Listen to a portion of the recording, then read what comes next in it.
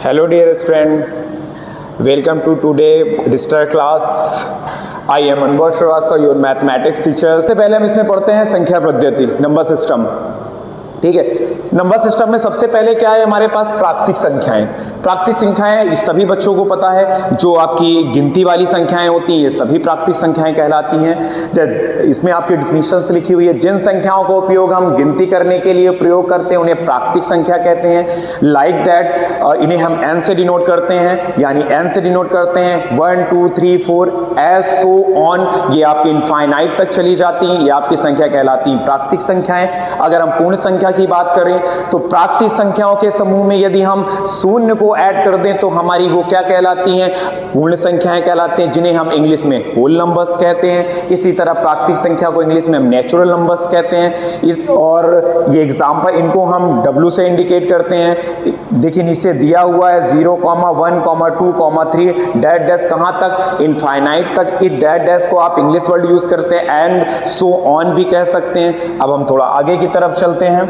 ये आपके पास आता है पूर्णांक। पूर्णांक को इंग्लिश में कहते हैं इंटीजर्स। इंटीजर्स में क्या कहते हैं कि आपके पास धनात्मक संख्याएं भी हों और ऋणात्मक संख्याएं भी हों, साथ में क्या होता है? शून्य। ऐसी संख्याएं हमारी क्या कहलाती है? पूर्णांक कहलाती हैं। इन्हें हम आई से प्रदर्शित करते हैं या आई से डिनोट करते हैं। बड़ी कक्षाओं में जब धीरे धीरे आगे चलेंगे तो आपको वहां सैंबल एक जड़ नजर आएगा, तो उन्हें हम धीरे से, आपकी यूनिट्स चेंज होंगी तो हम उन्हें क्या जड़ से इंडिकेट करने लगेंगे। तो कौन कौन से होते हैं नंबर जरा देखिएगा। इसमें पॉजिटिव नंबर्स भी होते हैं, और कौन से होते हैं? निगेटिव नंबर्स भी होते हैं। इधर वाले को हम धनात्मक पूर्णांक पढ़ा करते हैं। ये सारे क्या होते हैं? पॉजिटिव इंटीजर्स होते हैं। और ये आपके पास क्या होते हैं? ऋणात्मक पूर्णांक। इनको हम निगेटिव इंटीजर्स पढ़ा करते हैं। और भी ये इंटीजर्स के बारे में बहुत कुछ डीपली नॉलेज है।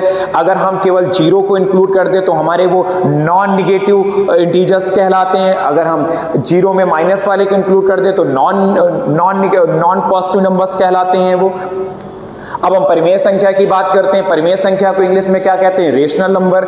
ऐसी संख्या जिनको हम P/Q के रूप में लिख सकते हैं वो आपकी परिमेय संख्या कहलाती हैं।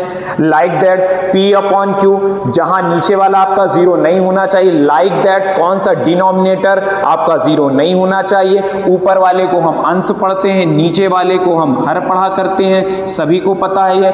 नीचे वाला आपका जीरो नहीं होना चाहिए। P और Q क्या है आपके? ये पूर्णांक है। अब इनको थोड़ा एग्जाम्पल की तरफ थोड़ा सा और समझ लेते हैं। एग्जाम्पल क्या है? एग्जाम्पल देखा जाए तो 4/3 माइनस का 3/5, 0/1, 0/3, 0।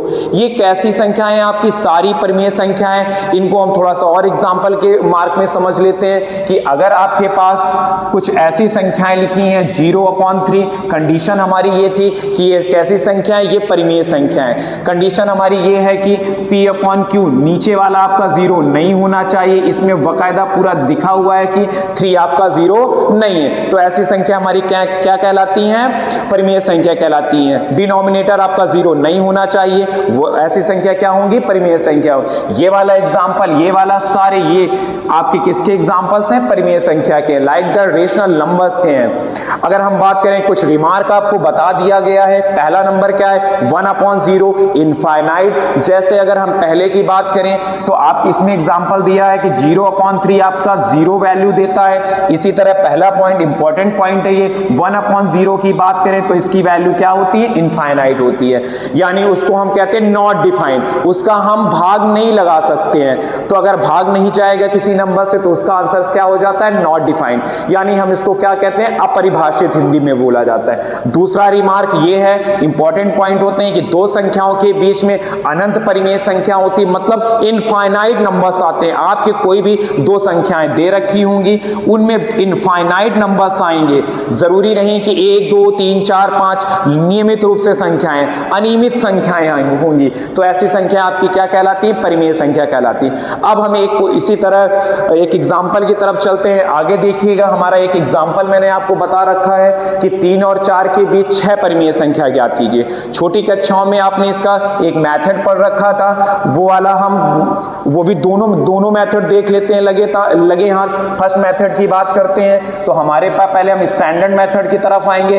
हमारा क्या होता है स्टैंडर्ड मेथड? जरा देखिएगा, जितनी परिमेय संख्या पूछी गई है वो उसको हम n कह लेते हैं। n इक्वल टू कितना हो गया 6, और ये जो आपके पास 3 है ये x की वैल्यू, जो y है वो क्या है 6 है। एक फार्मूला इसमें हमको याद रखना होता है, d इक्वल टू क्या होता है y माइनस एक्स अपॉन में n प्लस 1। ये बहुत ही स्टैंडर्ड मेथड है, ये मोस्टली आपको बहुत कम बुक में नजर आएगा, आपको बस रफली एक पढ़ा दिया जाता था एक दूसरे मेथड से, वो हम आपको अभी बताते हैं। तो अगर हम वैल्यू सबकी पुट करते हैं तो y इक्वल टू 6 है, x की value, y equal to y की वैल्यू 4 दे रखी है, जरा देखिएगा y की वैल्यू आपके पास कितनी दे रखी है 4 है, यहाँ वैल्यू कितनी दे रखी है 4, ठीक है। 4 वैल्यू पुट करते हैं, यहाँ कितना हो गया वैल्यू 4, x की कितनी है 3, n की वैल्यू कितनी है 6 प्लस 1 कितना हो गया 1/7 निकल आया। क्लियर है, 1/7 निकला। अब हमसे कितनी वैल्यू पूछी गई 6, पूछा गया 6 परिमेय संख्या निकालिए। बेसिकली अगर देखा जाए तो 2 संख्याएं दे रखी हैं, 2 संख्याओं के बीच में कितनी परिमेय संख्या होती है इनफाइनाइट, लेकिन हमसे कितना पूछा गया केवल 6। ये क्लास 9 की दृष्टि से बहुत इंपॉर्टेंट क्वेश्चन है। ये कितनी पूछी गई है 6, तो अगर 6 पूछी गई तो एक ये चीजें हमें याद रखना होगा, एक पहला x प्लस डी, दूसरा क्या है x प्लस 2d, तीसरा क्या है हमारे पास x प्लस 3d, चौथा क्या है x प्लस का 4d, अगला क्या है x प्लस का 5d।